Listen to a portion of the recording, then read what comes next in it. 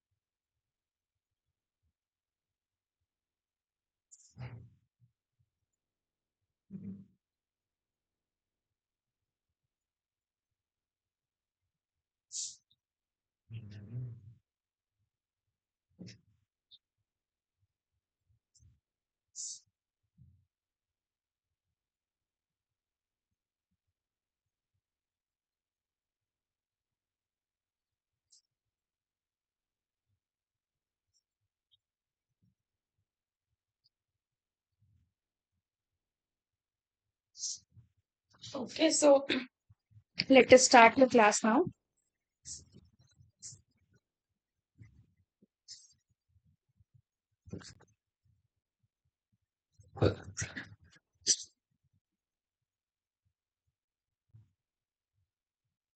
So, a very good evening to everybody.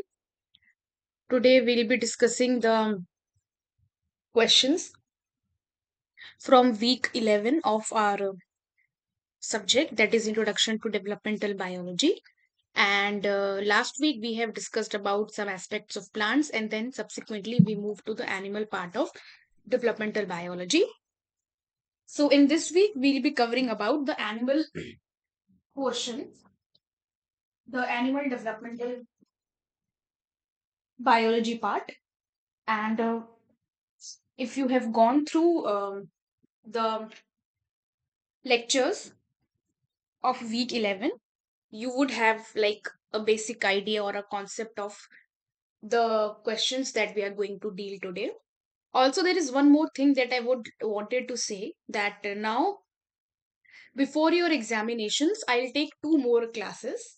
So this week, apart from this week, there will be two more classes. So in this next class, we'll be covering the questions from week 12. Okay. And after that, our course would be completed, as in that after that, there is nothing left to teach. So our last class would be um, kind of a revision class. So in the last class, we'll just try to revise whatever we have learned up till now, and we'll try to take up some questions from each and every week. So I'll take questions from starting from week 1 up till week 12. I'll take all the questions and we'll try to solve them, and along with that, we'll see some of the concepts that we need to revise. So last class would be a revision class. That's what I wanted to tell you. So just for your information, that there are two more classes left. Okay, fine. So let us start. The first question is, which of the following statements are true regarding mammalian embryonic development? Mammalian primitive streak is analogous to the amphibian blastopore. Mammalian embryo divides asymmetrically. At the 16 cell stage, chromatin is hypomethylated. The inner cell mass can generate all the body cell types.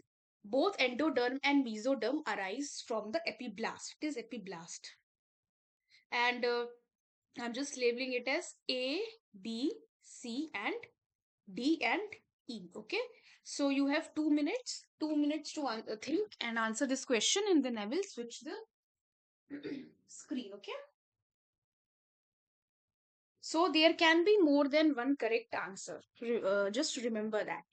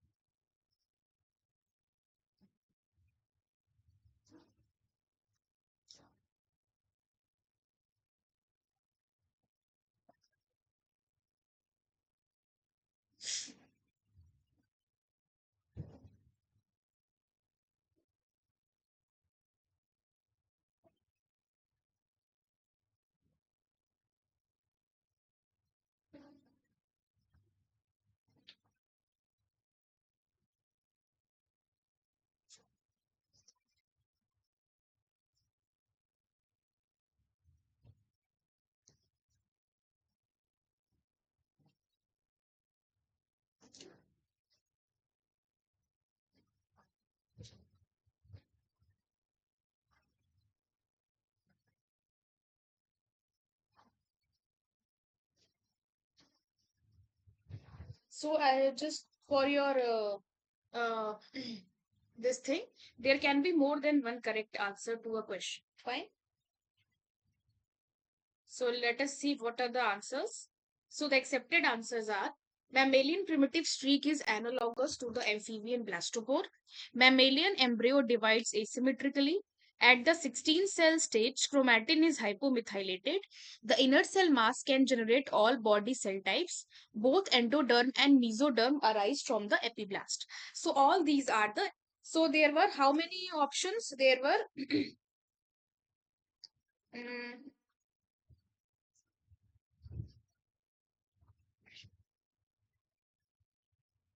there were one, two, three, four, five correct options were five options were there, and one, two, three, four, five. All the five options were correct.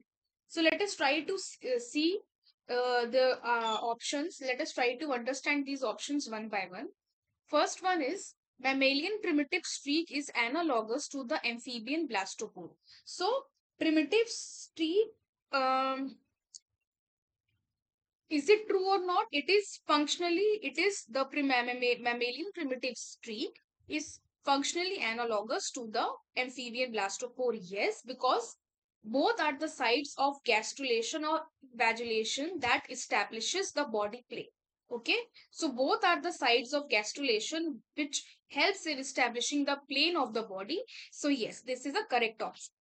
Second, mammalian embryo divides asymmetrically. Yes, it is correct because early cleavage includes asymmetric divisions, and these asymmetric divisions actually helps in the production of the outer layer and the inner layer. The outer layer is what? The outer layer is your trophectoderm, and your inner layer is your inner cell mass, and these helps in specifying the lineages. So this is also correct that mammalian embryo divides asymmetrically. Yes. At the 16 cell stage, chromatin is hypomethylated. It is true or false? Yes, it is also correct. How? Genome-wide demethylation occurs during the pre-implantation cleavage. Okay, so methylation levels are low by the morula or the blastocystin. So that is why it is hypo. Hypo means less. Hyper means more. So basically, what happens that the demethylation it happens during the pre-implantation phase. Therefore, the methylation levels they are actually low in the modular blastocyst stage, and therefore the chromatin is hypomethylated. D. The inner cell mass can generate all body cell types. Yes, we know this. ICM is pluripotent, okay, and therefore it can give rise to proper embryo, which means all the somatic lineage plus germline lineage also. So again, this is also a correct option. Then both endoderm and mesoderm arise from the epiblast. Is it true? Yes. How both endoderm and mesoderm arise from the epiblast? Through gastrulation. Okay, through the primitive streak and the basically what happens through the primitive streak, the epiblast it produces mesoderm and a definitive endoderm. Okay, so this is also a correct option. So all are correct answers. Just remember, the important thing is that inner cell mass is pluripotent. Just remember this. Okay, ICM is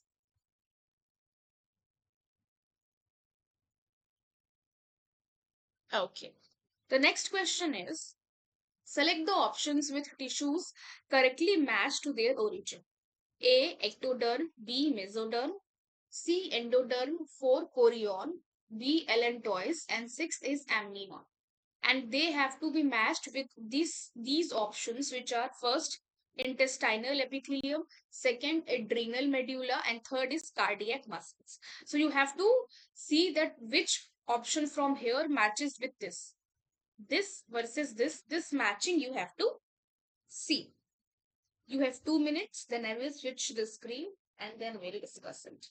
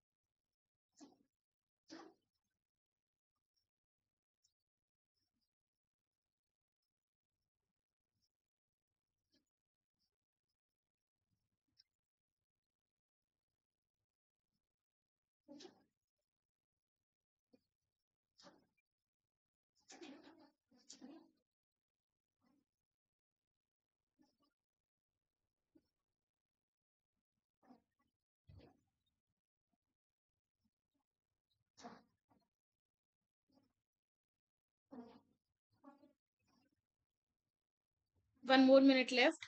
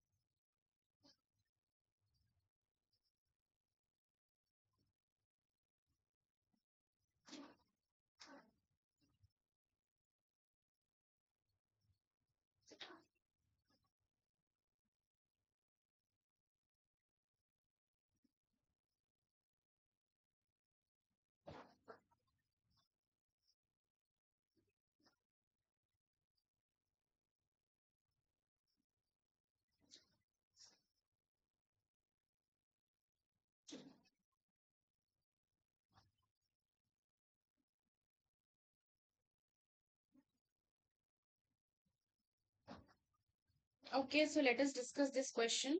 So the correct answer is A2, B5, C4 and A6, B4 and C1. So there are two correct answers. So let us discuss first this one.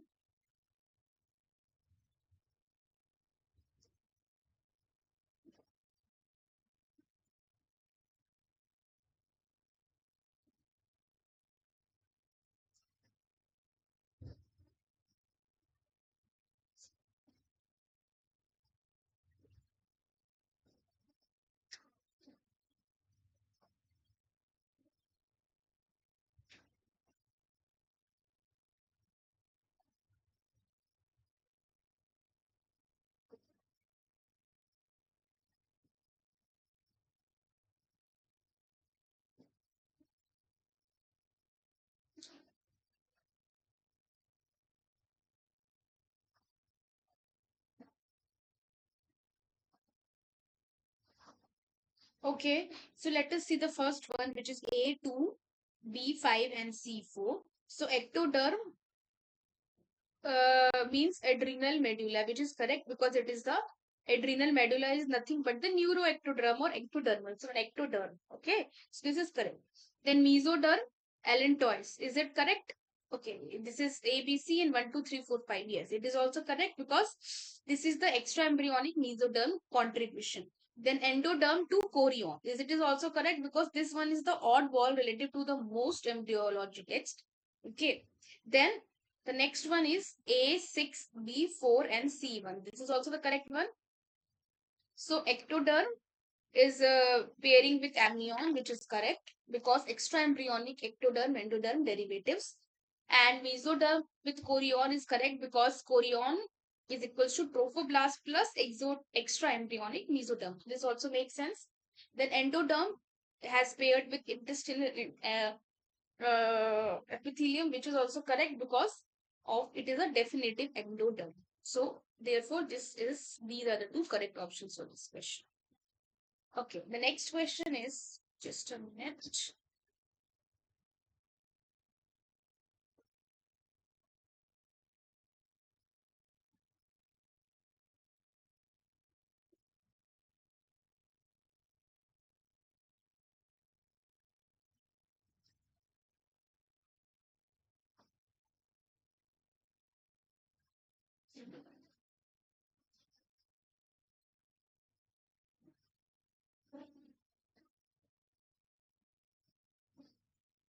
Hmm.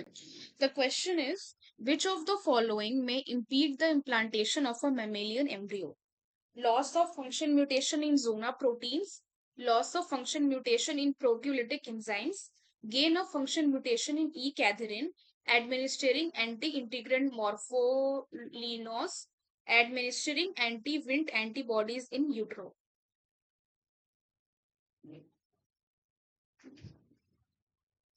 These are your options. You have to tell which is the correct one. You have 2 minutes to think.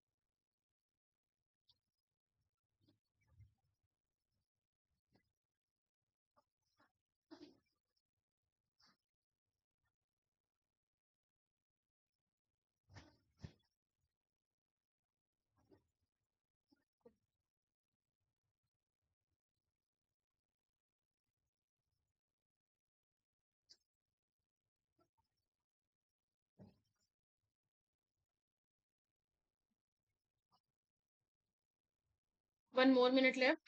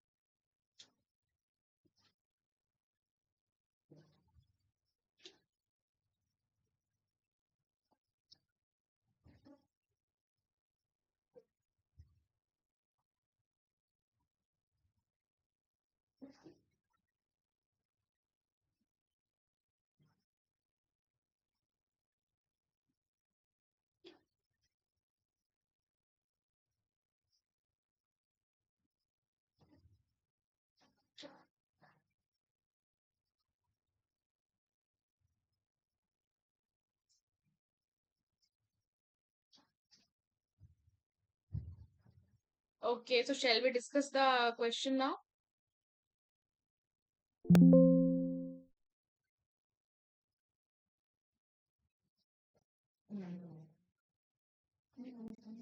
Okay. So the correct options are loss of function mutation in zona proteins, loss of function mutation in proteolytic enzymes, gain of function mutation in E-cadherin, administering anti-integrin morpholonine leonos, and administering anti-Wnt antibodies in utero. Okay, so now let us discuss this one. First is loss of function mutation in zona proteins. So why it is correct? This is a correct option. And why it is correct? Because zona pellucida from ZP1 to ZP4 maintains the pre-implantation embryo's integrity and prevents premature adhesion. A mutation can here it can cause abnormal structure of zona, and therefore the blastocyst may fail to hatch properly, or the zona may harden too early, and therefore there can be an implantation failure because the embryo can't emerge to attach to the uterine epithelium, and therefore it can impede the function of implantation indirectly. Therefore, loss of function mutation in zona proteins is true. It can impede the implantation function. Then second is loss of function mutation in proteolytic enzymes. Is it true? Yes. How it is true? See, proteases, they secreted by the trophoblast, they digest the zona pellucida and extracellular matrix of the endometrium. And without them, the blastocyst, it cannot hatch or invade the uterine wall. Therefore, implantation is blocked if there is a loss of function mutation in the proteolytic enzyme. Then gain of function mutation in E-cadherin. How it is correct? E-cadherin, it maintains tight cell-to-cell adhesion in the trophoblast and epithelium. And therefore, overexpression, that is gain of function, it prevents necessary losing and motility for implantation. And therefore, trophoblast cells need reduced adhesion to migrate and invade, and therefore the implantation is impaired. So again, gain of function mutation in E-cadherin is again correct one. Then administering anti-integrin morpholonase. Why it is correct? See, integrins, they mediate the blastocyst uterine epithelium attachment. Okay, they are required for blastocyst uterine epithelium attachment. So knockdown with morpholinose, it blocks these adhesion signals, and therefore it prevents the implantation. So this option is also correct. Then administering anti-Wnt antibodies in utero. Is it correct? Yes. So Wnt signaling regulates the uterine receptivity and trophoblast proliferation or differentiation. And blocking Wnt means uterus becomes non-receptive and trophoblast doesn't invade properly. Therefore, the implantation is blocked. So all the options are correct over here. Fine. The next question is the trophoblast cells induce the uterine cells to form the dash, the maternal portion of the placenta, which is rich in blood vessels. Okay. So I'm giving you 2 minutes. You think what can be the answer?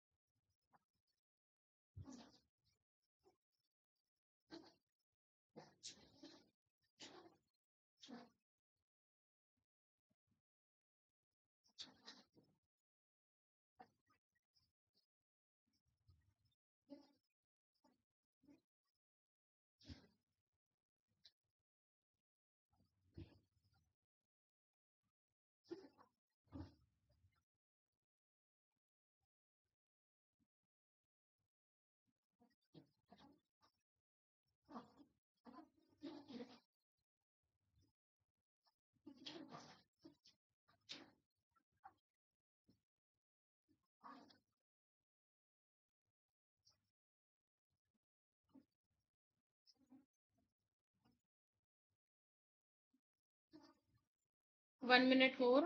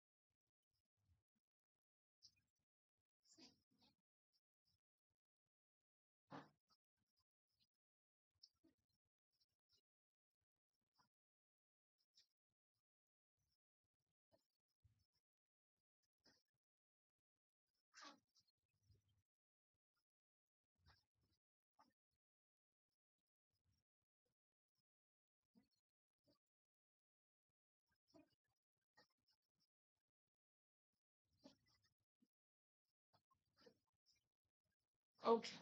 So let us discuss this question. So the correct answer of this question is decidua. Okay. So the correct answer is the question is the trophoblast cells induce the uterine cells to form the dash, the maternal portion of the placenta, which is rich in blood vessels. So basically, the trophoblast cells induce the uterine cells to form the decidua bacillus, which is the maternal portion of the placenta, and it is rich in blood vessels. Decidua.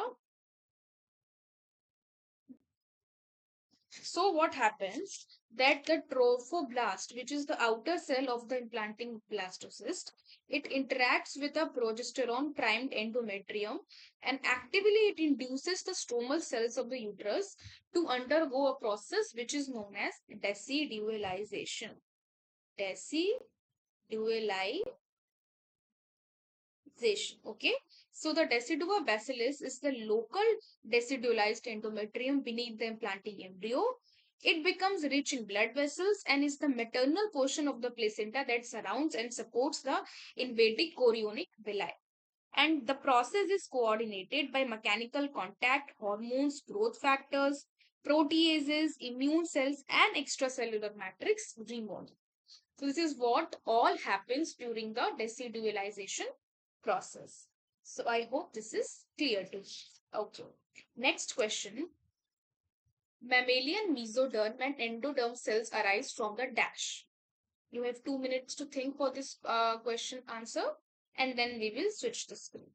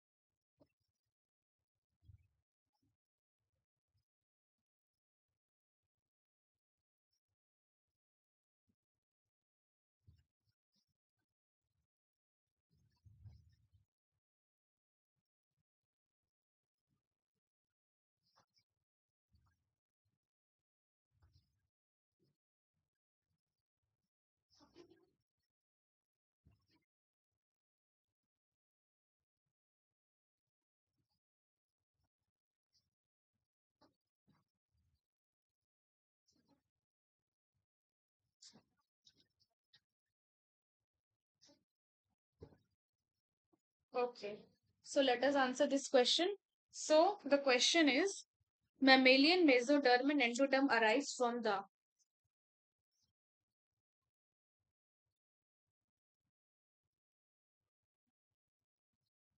and the correct answer is epiblast.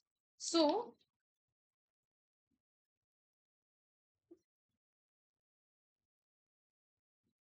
okay, so what happens? Epiblast, it is the upper layer of the bilaminar embryonic disc. The outer layer is called as hypoblast, which forms only extraembryonic endoderm. So this epiblast is the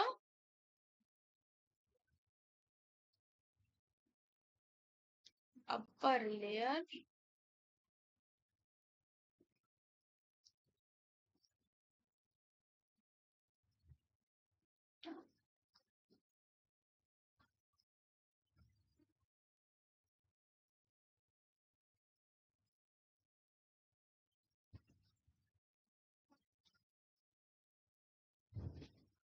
Okay, outer layer is known as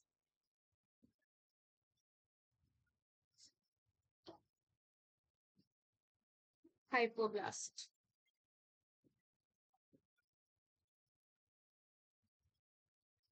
So, what happens? Cells of the epiblast migrate through the primitive streak, a structure functionally analogous to the blastopores in amphibians. So, depending on their fate and migration depth, the first wave of cells that move inward and displace the hypoblast from the definitive endoderm, gut lining, liver, lungs, etc. And the next wave of migrating cells spread between the epiblast and endoderm to form the mesoderm, muscle, bone, connective tissue, blood, etc. Okay. And the remaining cells of the surface that do not migrate become the ectoderm. That is skin, nervous system, these things. So is it clear? So first wave, there are first wave, next, there are three waves. First wave,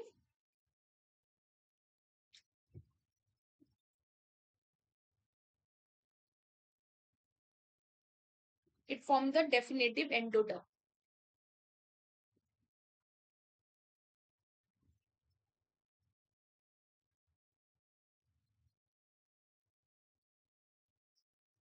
The next wave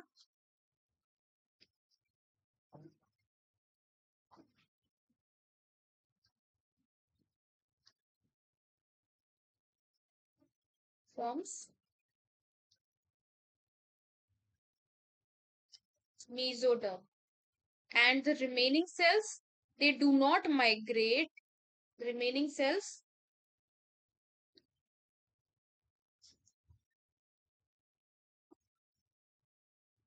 they,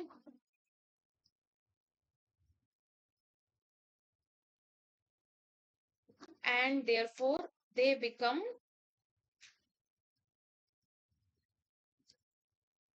ectoderm. Okay. Okay. Next question is, which pairs are found in high concentration in the anterior end of the mammalian embryo? Nodal and BMPs. I'll just label it as, okay. 1 minute.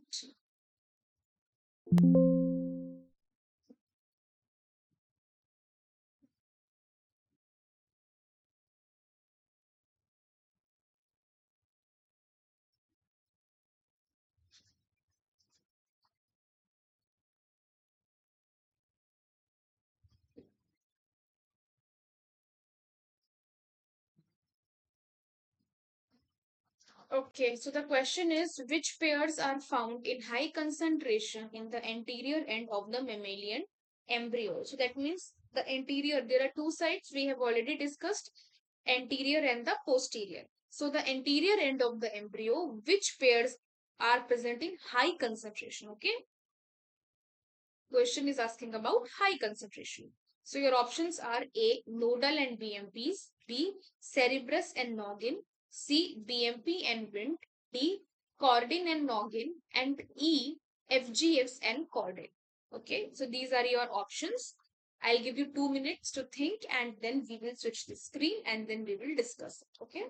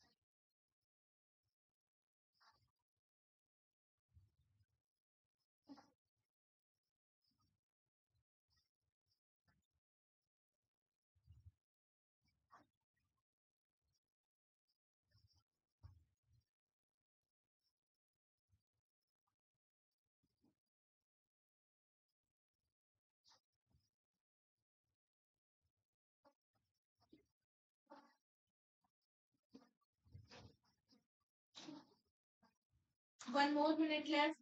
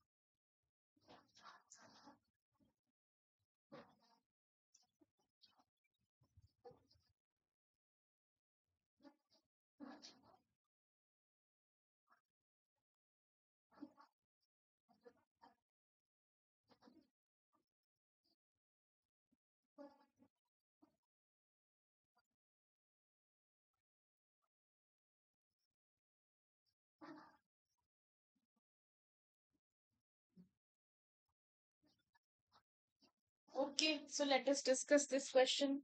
So the question is, which pairs are found in high concentration in the anterior end of the mammalian embryo? And the options were A. Nodal and BMPs, B. Cerebrus and noggin, C. BMPs and wind, D. Caudin and noggin, and E. FGFs and caudin. So the correct answer is Cerebrus and noggin and caudin and noggin. So let us try to understand first one, that is Cerebrus and noggin. So both are secreted antagonists that inhibit Wnt BMP and nodal signaling, the posteriorizing pathways. Okay. So they inhibit Wnt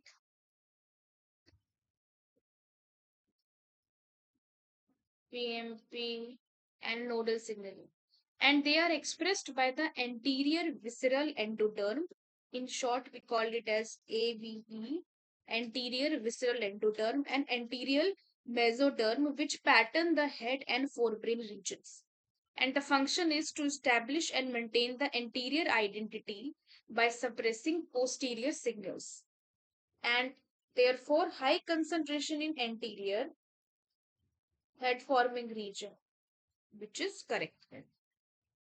Okay, so this is present in high concentration in anterior. Then caudin and noggin is again the correct answer. How? So both are again BMP antagonists secreted by the node and the anterior neural plate. These are secreted by node and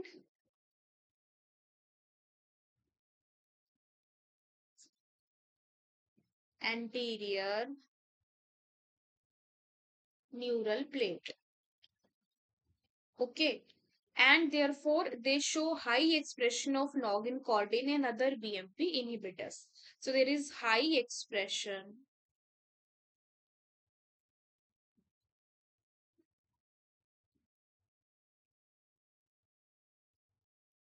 of noggin cordon and other BNP inhibitors. Okay. Therefore, cordon plus noggin are enriched in the anterior region. So, if we want to summarize it, let us try to summarize it. So, how can we summarize?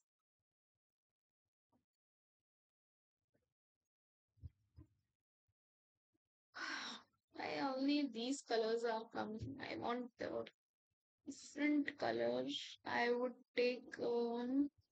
Let us take this color. So, if I want to write a summary, what I can say that cerebrus and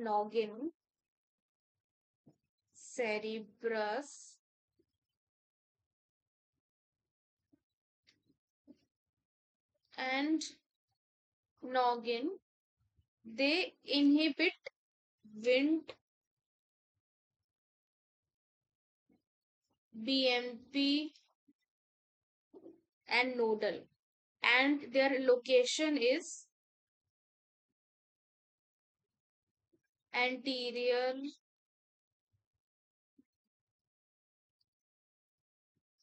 visceral endoderm, that is the head region, and the function is head and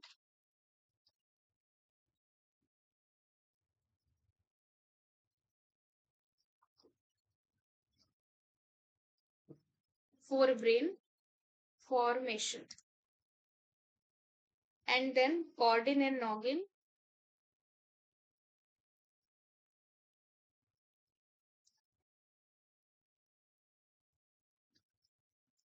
what do they inhibit the BMP, and they are present at node and anterior neural plate,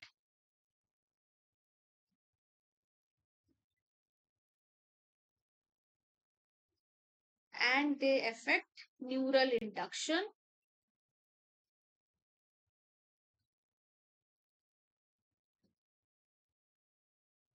and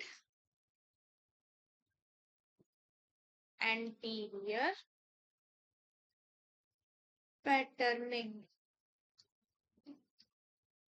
Okay, so I hope this is clear. This question is clear.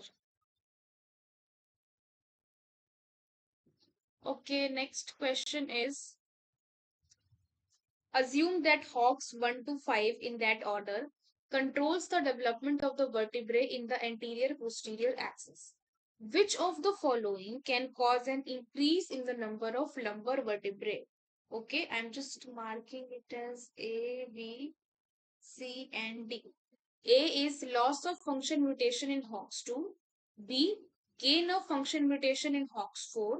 C, gain of function mutation in HOX3.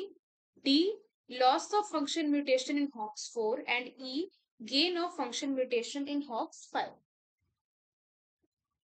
Think what can be the answer, and then we'll discuss after 2 minutes.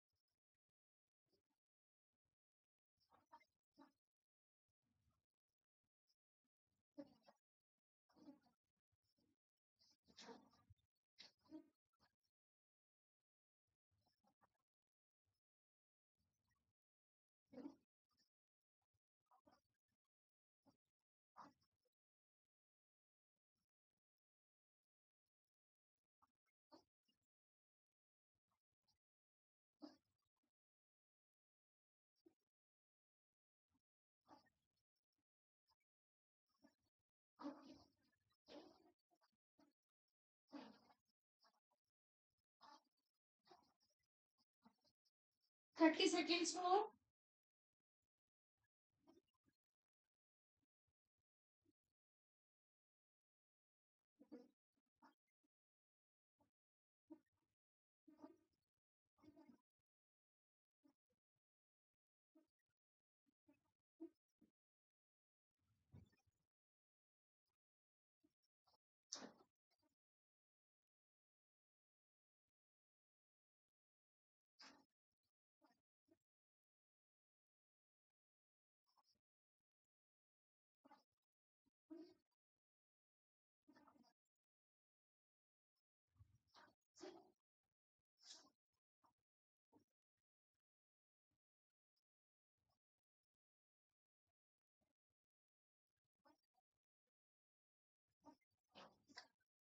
Okay.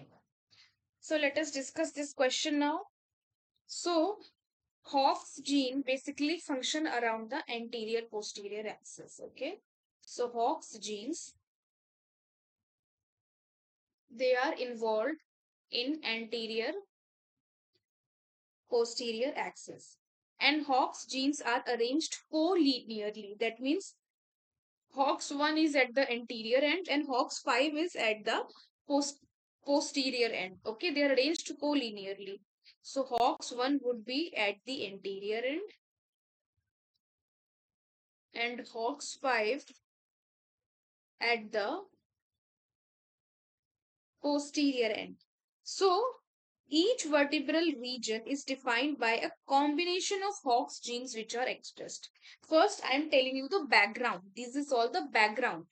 So each vertebral region, whether it is cervical, thoracic, lumbar, or sacral, it is defined by the combination of Hox genes which is expressed. Posterior prevalence, the more posterior Hox gene expressed determines the regional identity. Okay, so given in the question that Hox 1 and Hox 5 in order, which controls the vertebral identity along the anterior posterior axis. Question says, which of the following can cause an increase in the lumbar vertebrae? First is um the first is gain of function mutation in Hox 3. This is the correct option. Why? Because it expands the domain of a more anterior Hox gene into the posterior regions, which means that thoracic identity shifts posteriorly and the regions would have become lumbar now take on the thoracic features, that is ribs.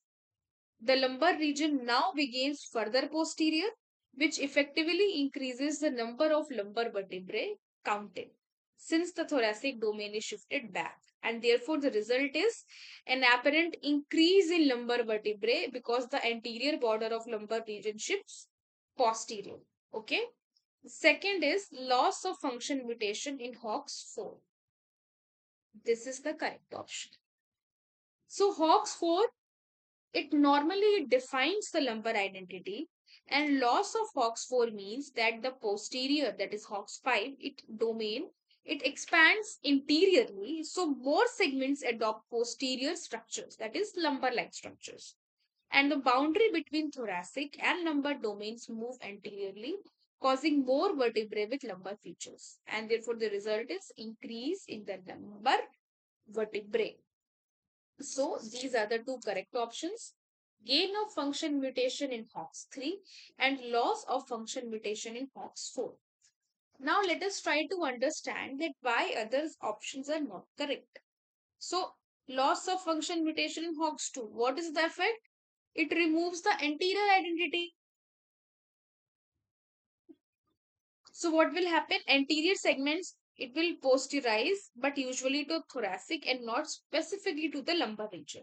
And the outcome is not necessarily an increase in the lumbar count. So therefore, this cannot be the correct answer. Then gain of function mutation in Hox. It expands lumbar identity anteriorly, but often reduces distinct lumbar counts. That is, lumbar feature appear earlier, not more segments. Therefore, it is not consistent. Wrong.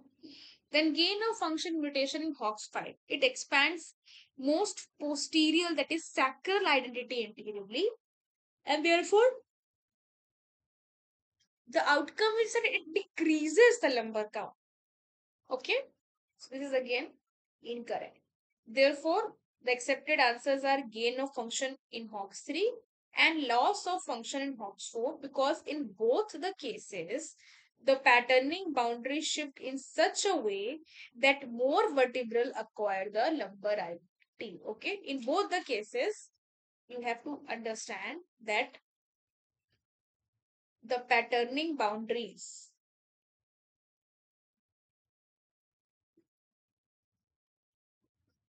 it shifts in such a way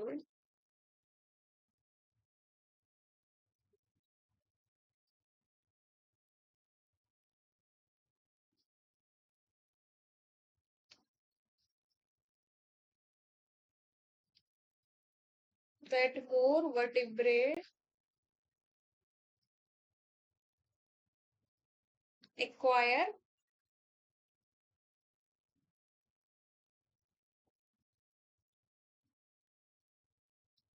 the lumbar identity. Okay, next.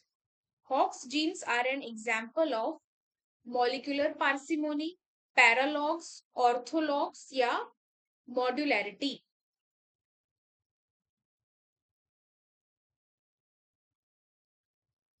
Okay, now answer this. You have 2 minutes. After that, I'll switch the screen. Okay, think.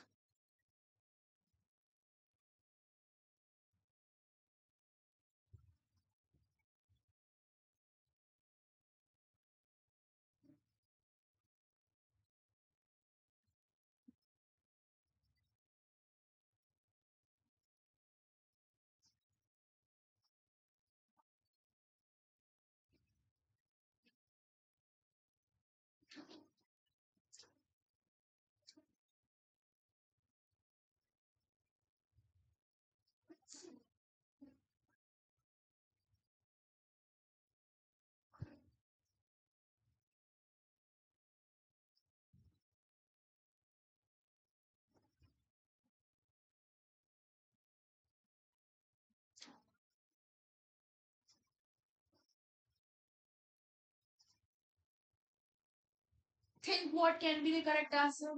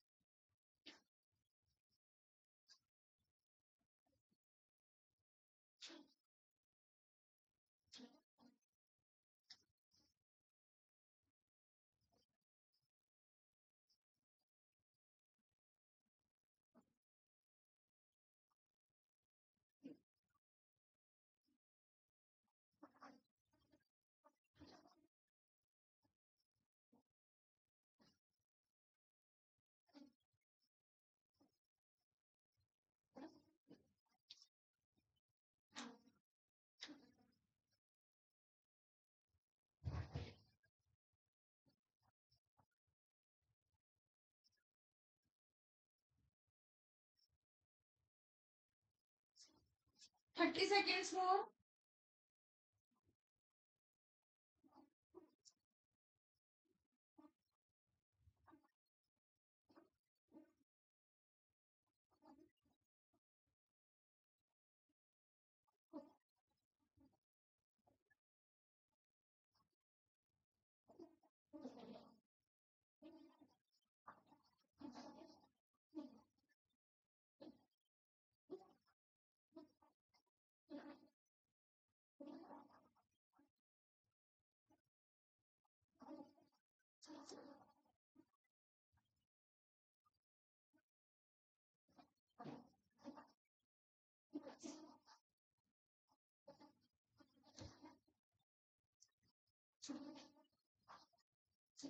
Okay. So the question is that Hox genes are an example of molecular parsimony, paralogs, orthologs, modularity. And the correct answer are all. That is molecular parsimony, paralogs, orthologs, and modularity. So let us try to understand how all are correct answers. So first is molecular parsimony. So what is molecular parsimony?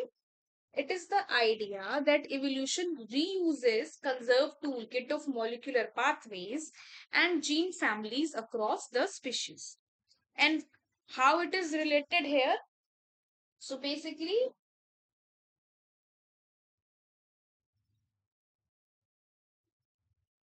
Hox genes exemplify this. The same Hox gene family patterns the body axis of flies, mice, and humans, which shows deep evolutionary conservation. So, molecular parsimony is right. Then, paralogs, genes that arise by duplication within the same genome, diverge in function. So, that is the definition of paralogs, which arise by gene duplication.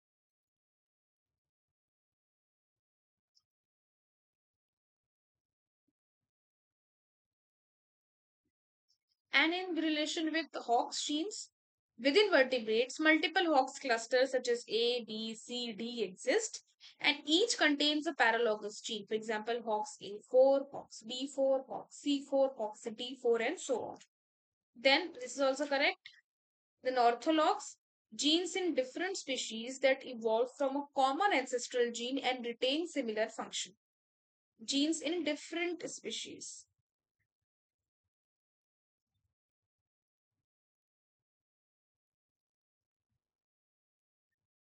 Different species. For example, Drosophila antipedia and mouse hox A5 are orthologous because they have the same ancestral gene and similar body patterning roles. Okay, then modularity. What is modularity? Biological systems are organized into semi-independent units that can evolve separately, and this is known as modularity. That means biological systems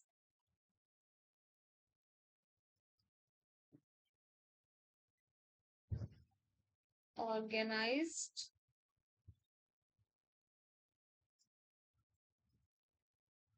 into semi-independent units that can evolve separately.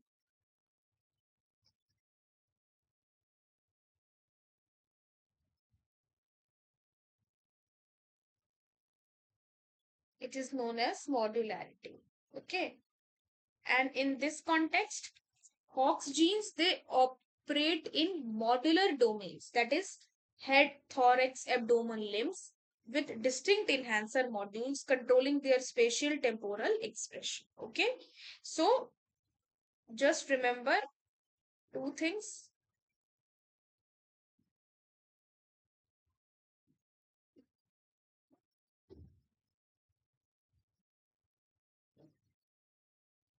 Paralogs and orthologs, it happens within the same genome.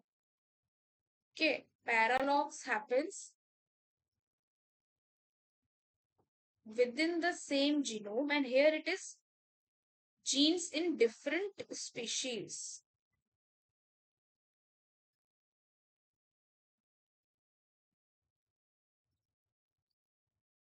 Okay,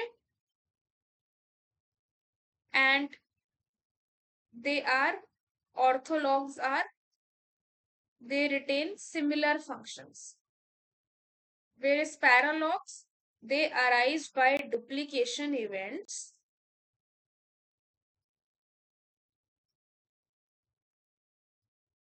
and they have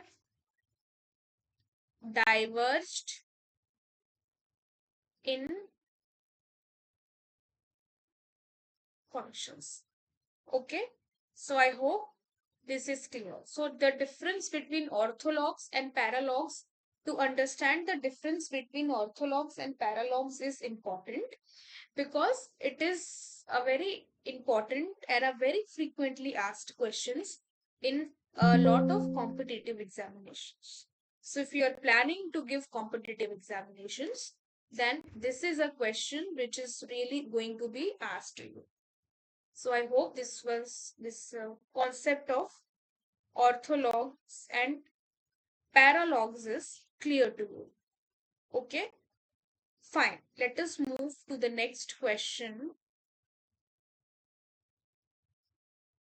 which is this one. So the question is, which of the following can cause heterotopy? Yes. One, two, three, four, and five. One, GGA to GGC mutation, UCC to UUC, CAA to GAA, CGC to AGA, and AGC to UGC. These. So, which of the following can cause heterotopy? This you have to answer.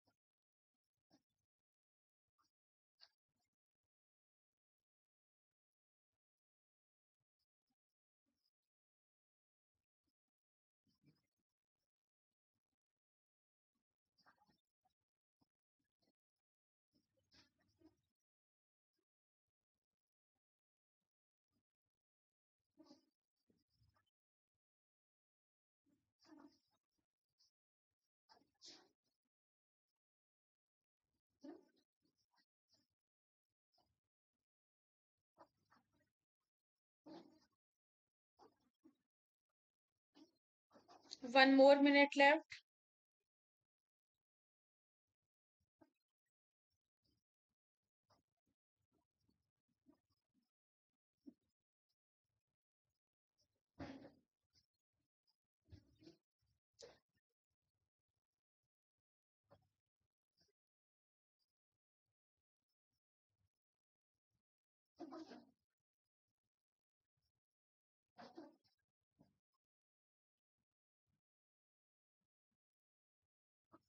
Think what can be the correct answer.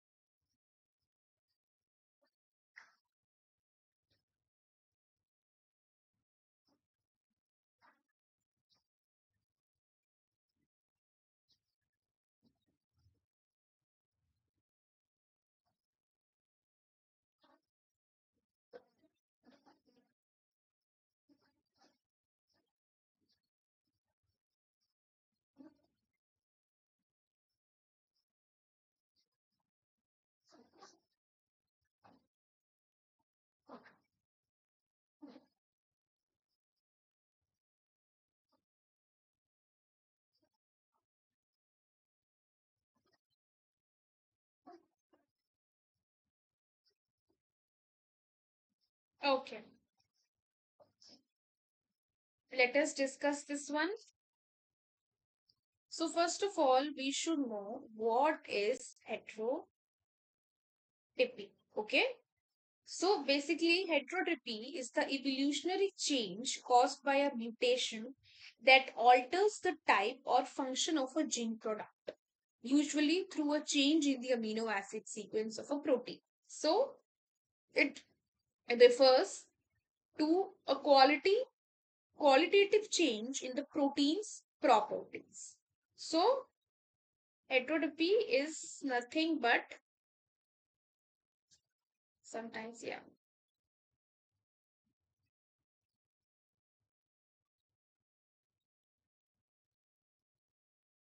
evolutionary change which is which is caused by a mutation that alters the type or function of a gene product.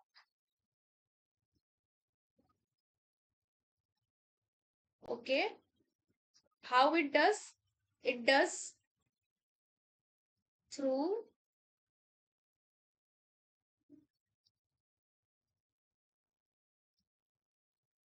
a change in the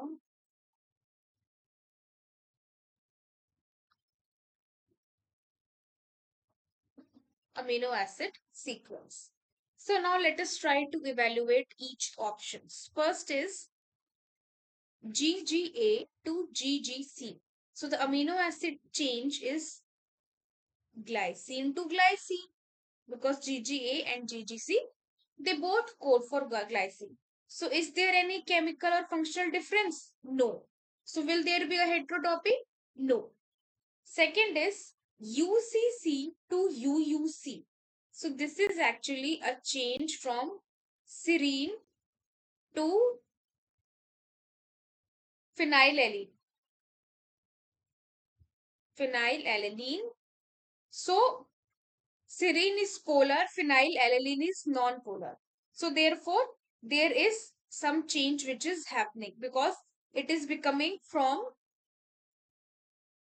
a polar to a non-polar. Serine is polar and phenylalanine is. Then glutamine to glutamic acid. Sorry, CAA to GAA. CAA is glutamine to glutamic acid. So neutral amide to negatively charged. See, glutamine is a neutral amide and glutamic acid is a negatively charged. So yes, there is a very proper functional change. So this is also correct. This is making glutamine to glutamic acid. Okay. Then CGC to AGA. Both are arginine, so therefore there is no change. Then AGC to UGC, both are serine. Here, both arginine, so no change. AGC to UGC, both are serine, so no change. So the correct answers are UCC to UUC and CAA to GAA.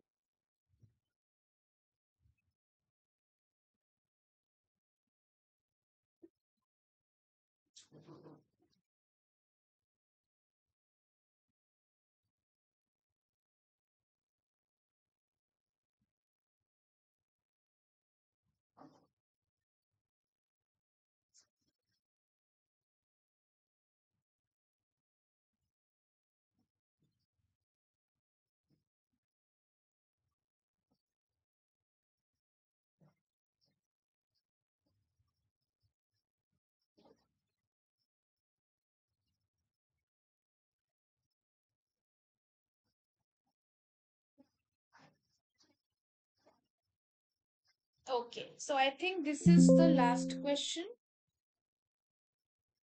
Yeah.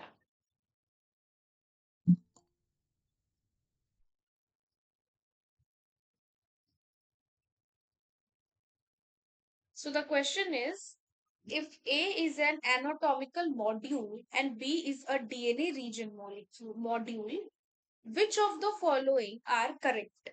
Okay, let me label it as A, B, C, D, and E. So, if A is an anatomical module and B is a DNA region module, which of the following are correct? A bicoid and Nano's gradient, and B is expression of fetal and adult hemoglobin. A is limb bud, B is bicoid and hunchback. A is development of insect appendages, B is multi-gene family. A is FGFs, B is bicoid and caudal. A is specification and commitment, and B is pair rule genes. Okay, so 2 minutes, think, and then we'll discuss.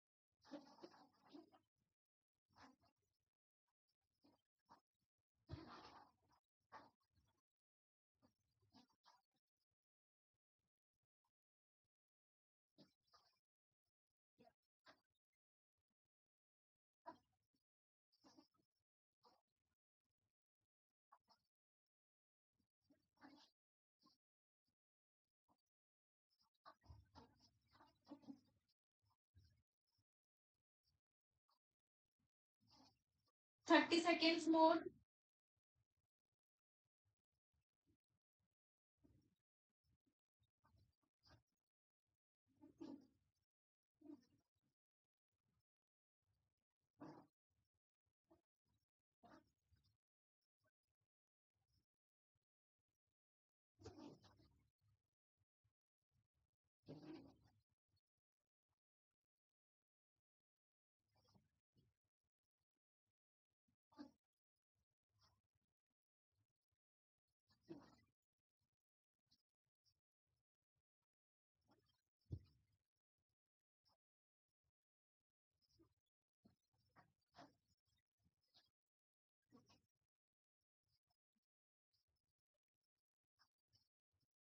Okay, let us try to understand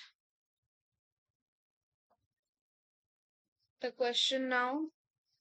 The question says if A is an anatomical module and B is a DNA region module, which of the following are correct? So let us see.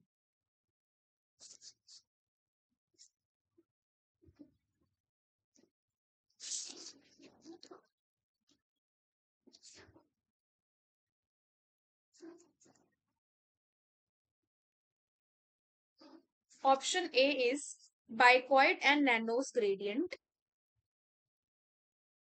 and B is expression of fetal and adult hemoglobin. So this is correct. Okay. Why? Because the bicoid nanos gradient forms a morphogenetic field in the early embryo and therefore acts as an anatomical, that is developmental module defining anterior posterior polarity.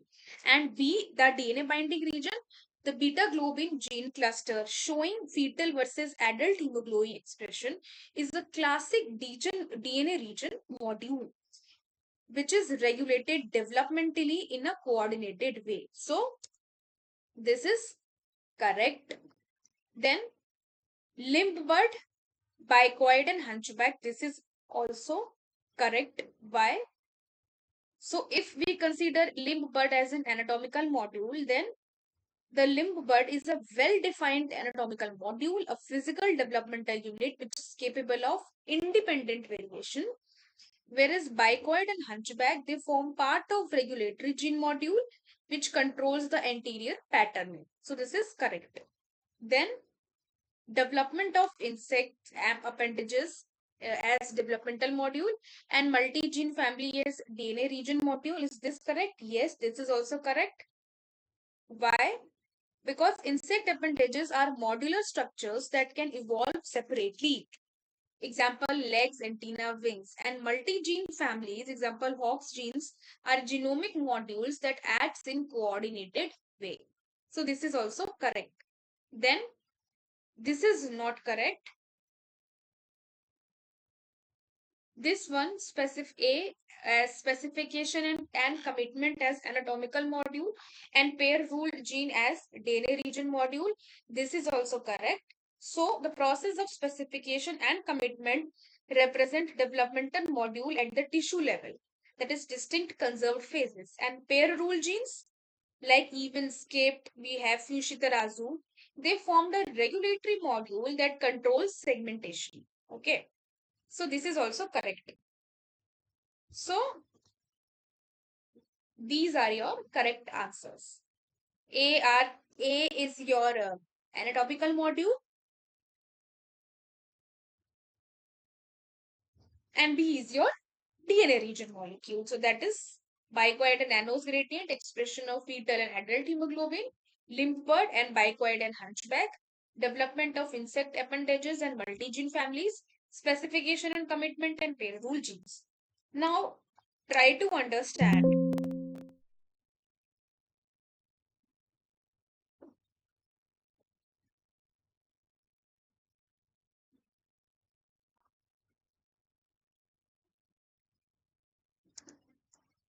that all the four the correct answers, they reflect different level of modular organization. Okay, so bicoid and nanos gradient, it develops morphogenetic field. Organ tissue module is developed by limb bud. Evolutionary developmental process, examples are insect appendages, formation, specification and commitment. And genetic module examples are multi-gene family, beta globin, locus pair rule genes, and etc. Okay. So all the